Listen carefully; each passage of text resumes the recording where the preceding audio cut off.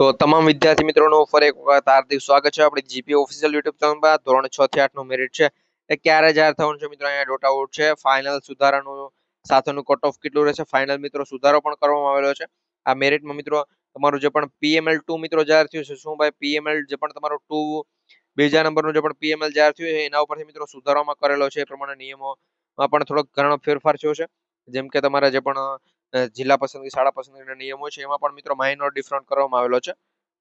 કયો ફેરફાર થયો છે એ બધા નિયમોની વાત કરીશું, કટ ઓફ કેટલું રહેશે એની પણ વાત કરીશું. એ પહેલા જો તમે આપણી ચેનલ પર નવા હોય તો ખાસ કરી ચેનલ સબસ્ક્રાઇબ કરી બેલ નોટિફિકેશન ઓન રાખજો, જેથી કરી વિદ્યા સહાયકની ભરતી અથવા ગુજરાતમાં આવનારી તમામ સરકારી ભરતીની અપડેટ અમે સૌથી પહેલા તમારા સુધી પહોંચાડતા રહીએ. અને મિત્રો ચેનલ આજે એક દિવસ માટે સબસ્ક્રાઇબ કરી લેજો, કારણ કે એક વિડીયો મહત્વનો વિડીયો આવવાનો છે. એ વિડીયોનું થોડુંક થંબનેલ ટાઇટલ બતાવી આપો. તો જો હું મિત્રો એ આ વિડીયોની વાત કરું છું કે અહીંયા ટેટ ટાટ પરીક્ષા છે એની પણ જરૂર નથી, ઓછા માર્ક તો પણ વારો આવશે. 21,000 પગાર આપવામાં છે. ફોર્મ ભરવાના શરૂ, પરિપત્ર જાહેર કરવામાં આવે છે. શાળા સહાયકની ભરતી છે, નવી ભરતીની જાહેરાત કરવામાં આવેલી છે કુબેરભાઈ ડિંડોર દ્વારા. અને મિત્રો એની જગ્યા કેટલી છે આખો પરિપત્ર આવ્યો છે. પરિપત્ર આજે તમને આ વિડીયોમાં બતાવીશું. એટલે આ વિડીયો જ્યારે પણ દેખાય ત્યારે મિત્રો આના પર ક્લિક કરી ખાસ કરી ચેક કરી લેજો. બાકી આપણે આગળ જઈએ ભાઈ, આપણા નેક્સ્ટ જે પણ ટોપિક છે એના ઉપર આ વિડીયોનો. તો મિત્રો જો હું પહેલા તમને વાત કરું ભાઈ, તમારો PML જે પણ 2 જાહેર થયું છે, શું ભાઈ PML2 તમારું જે પણ જાહેર થયું છે એમાં પહેલા તો મિત્રો અહીંયા તો મિત્રો એમાં તમારે શું શું પહેલા તો જોવાનું છે. જો ભાઈ તમારું સિલેક્શન જો કેટલા માર્ક હોય તો થઈ જાય. આ વ્યક્તિને 71 માર્ક છે. કેટલા ભાઈ? 71 માર્ક. અને કુલ મેરિટ છે એના અહીંયા માર્ક તમે જોઈ શકો. સામાજિક વિજ્ઞાન વિષય માટે આ ઉમેદવારે ફોર્મ ભરેલું છે. અને અહીંયા તમારે તમારું આ બધું મિત્રો પહેલા તો રેડી છે કે નહીં તમારે જોઈ લેવાનું. કારણ કે આ કામ ચલાવ મેરિટ યાદી ભાઈ શા માટે જાહેર કરે છે? પહેલી વાત તો તમે એ સમજો કે કામ ચલાવ જે પણ PML2 આપણે કહીએ એ PML2 એટલે જ જાહેર કરેલું છે. ઘણા મિત્રોને ડાઉટ છે કે ભાઈ PML2 શા માટે જાહેર? ભાઈ PML2 એટલા માટે જાહેર, કારણ કે ઘણા મિત્રો છે કે જેને ભાઈ આની અંદર શું કહેવાય ડાઉટ હતા કે ભાઈ એનું નામ છે એમાં ફેર હતો, અહીંયા ઉમેદવારનું નામ આપેલું છે, આ નામમાં ફેર હતો, એના મોબાઈલ નંબરમાં ફેર હોય તો કોઈ વાંધો નહીં, પરંતુ જે પણ જેન્ડર છે એમાં ફેર હોય અથવા મેરિટ છે એમાં ફેર હોય તો મિત્રો એ મેરિટમાં ફેર, જેન્ડરમાં ફેર, એ બધામાં મિત્રો ફેર હોય. અમુકને મેલની જગ્યાએ ફિમેલ આપી દીધો, ફિમેલની જગ્યાએ મેલ કરી નાખેલું હોય ભૂલથી. તો એ બધા મિત્રો સુધારા કરો અને પછી ફરી તમારું જે પણ છે એ કામચલાઉ મેરિટ બાદ જે પણ તમારું ફાઇનલ મેરિટ આવશે એ આવશે. ફાઇનલ મેરિટ બાદ કેટલા માર્ક હશે તો પણ સિલેક્શન થશે.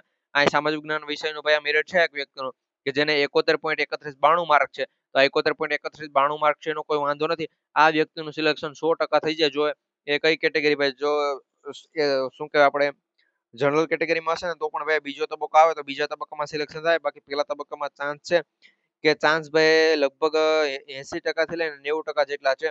કારણ કે ભાઈ 10% ચાન્સ હું ફાઇનલ ના કહી શકું ભાઈ બધાનું સિલેક્શન થઈ જાય, કારણ કે કઈ કેટેગરીમાંથી આવે છે એ પ્રમાણે મિત્રો તમને જણાવું છું. હવે અહીંયા મિત્રો જો બીજી તમને વાત કરું, બાકી મિત્રો અહીંયા કેટેગરીની હજુ સુધી દેખાતી નથી કે એટલા માટે મેં તમને નથી જણાવેલું ભાઈ કઈ કેટેગરીમાં શું છે શું નથી.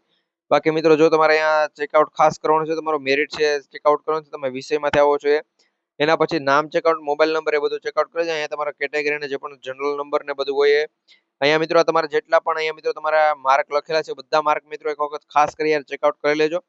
તો તમને ભાઈ શું સિલેક્શનમાં ક્યાંય પણ ભૂલભાલ ના થાય. બાકી મિત્રો ઘણા મિત્રોને આમાં ક્યાંક ને ક્યાંક પોઈન્ટની ભૂલભાલ હશે તો છેલ્લે ડીવીમાં અથવા ગમે ત્યાં તમને નીકાળી શકે છે. એ રીતે ભાઈ હું તમને ચોખ્ખી માહિતી આપી દઉં. એના પછી ભાઈ આપણે વાત કરવાની છે બીજા નંબરની કે આ પ્રમાણે ભાઈ પહેલી અપડેટ છે. એના પછી આપણે વાત કરીશું કે ભાઈ આપણું ધોરણ 6 થી 8 નું મેરિટ છે એ ક્યારે આવશે. તો ભાઈ ધોરણ 1 થી 5 ની ભરતી પ્રક્રિયા પૂર્ણ થવા આવી છે. એમાં 675 જગ્યા ખાલી છે કે જેના ઉપર છે એનો ચોથો તબક્કો જો જાહેર થાય તો આપણા માટે છે થોડુંક મુશ્કેલી ઉદ્ભવી શકે ધોરણ 6 થી 8 માટે, કારણ કે ભાઈ એની ભરતી મોડી થઈ શકે. બાકી મિત્રો એની ભરતી છે હમણાં ટૂંક સમયની અંદર શરૂ થઈ જશે આખી જિલ્લા પસંદગીની પ્રક્રિયા ને બધું. અને એમાં પણ ભાઈ આપણે આગળ વાત કરીએ અને મિત્રો આપણે જો આપણે ફાઇનલ મેરિટની વાત કરીએ તો એમાં પણ ભાઈ તમને થોડો ઘણો ફેરફાર છે જોવા મળી શકે છે. થોડો મિત્રો ફેરફાર છે તમને ફાઇનલ મેરિટ આવશે એમાં પણ જોવા મળી શકે છે. હવે મિત્રો ફાઇનલ મેરિટ કેટલું રહેશે આપણે તો એમાં ગણિત વિજ્ઞાન વિષયની ફટાફટ પહેલા વાત કરી લઈએ, પછી આગળના જેટલા પણ વિષય છે એની વાત કરી નાખશું આપણે. તો મિત્રો આપણે ગણિત વિજ્ઞાન જે પણ વિષય છે એની મિત્રો જો વાત કરીએ તો મિત્રો એની અંદર આપણે કટ ઓફ કેટલો રહેવાનો છે. તો જનરલ કેટેગરી છે ભાઈ, જનરલ કેટેગરી માટે જો પુરુષ ઉમેદવાર હશે તો એને મિત્રો માઇનર ફેરફાર પ્રમાણે પણ જો મિત્રો તમે જોવા જાઓ તો 75-76 હતું ત્યાંથી મિત્રો 74.59-31 કટ ઓફ રહેવા પાત્ર છે. કેટલું પુરુષો માટે. જ્યારે મહિલાની વાત કરીએ તો મહિલાઓનું છે એ લગભગ જો જોવા જાવ તો 72 કટ ઓફ રહેવાનું છે. 72.9384 મિત્રો. કેટલું? 72.9384. આ પ્રમાણે મિત્રો કટ ઓફ રહેવાનું છે. એના પછી આગળ વાત કરીએ એના પછી મિત્રો આપણે આગળની જે પણ કેટેગરી છે ગણિત વિજ્ઞાન માટે SC BC કેટેગરી, એસસી જે પણ BC કેટેગરી છે એની વાત કરીએ તો SC BC કેટેગરી માટે છે કે જે પુરુષ ઉમેદવાર તો પુરુષનું છે 72.1687 રહેવાનું છે. મહિલા હોય તો મહિલાઓનું છે 70.3721 રહેવાનું છે. આ પ્રમાણે મિત્રો કટ ઓફ રહેવાનું છે. એના પછી મિત્રો નેક્સ્ટ આગળની જે પણ કેટેગરી છે એની આપણે વાત કરીએ તો આગળની જે પણ કેટેગરી રહેવાની છે એ આપણે રહેવાની છે ઈડબ્લ્યુએસ કેટેગરી. ઈડબ્લ્યુએસ કેટેગરીનું કટ ઓફ કેટલું અટકશે ભાઈ? ઈડબ્લ્યુએસ કેટેગરીનું માઇનર જે પણ ફેરફાર પ્રમાણે 71.0534 રહેવાનું છે. મહિલાઓની વાત કરીએ તો મહિલાઓનું છે કે જે 69.0738 રહેવાનું છે. મિત્રો આ પ્રમાણે પુરુષ અને મહિલાઓનું કટ ઓફ રહેવાનું. જો મિત્રો આગળના કટ ઓફની વાત કરીએ પહેલા જો ચેનલ પર નવા હોય તો ચેનલ સબસ્ક્રાઇબ કરી બેલ નોટિફિકેશન ઓન રાખજો.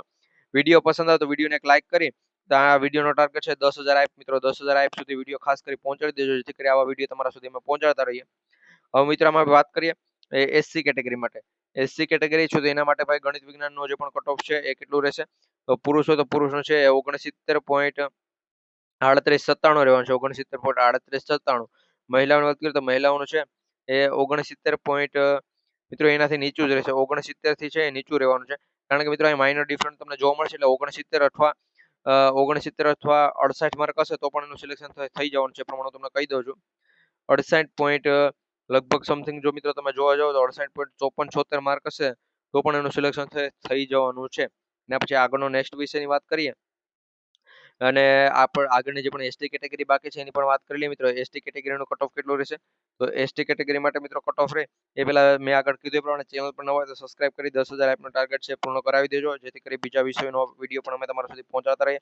એસટી કેટેગરીમાં જો મિત્રો વાત કરીએ તો એના પુરુષ ઉમેદવાર છે કે જેને 68 માર્ક હોવા જોઈએ. એટલે 68. મિત્રો 68. લગભગ 26 લખેલા છે પણ હું જો અત્યારે અનુમાન એ પ્રમાણે મારવાથી ખબર પડે કે 68 ની નીચે માર્ક હશે તો પણ તમારું સિલેક્શન થશે. મહિલાઓને છે 67.7219 માર્ક હોવા જોઈએ. એસટી કેટેગરીની જેટલી પણ મહિલાઓ એ બધા માટે મિત્રો આ પ્રમાણે કટ ઓફ છે. સામાજિક વિજ્ઞાનના કટ ઓફનો વિડીયો પણ ટૂંક સમયમાં આવવાનો છે.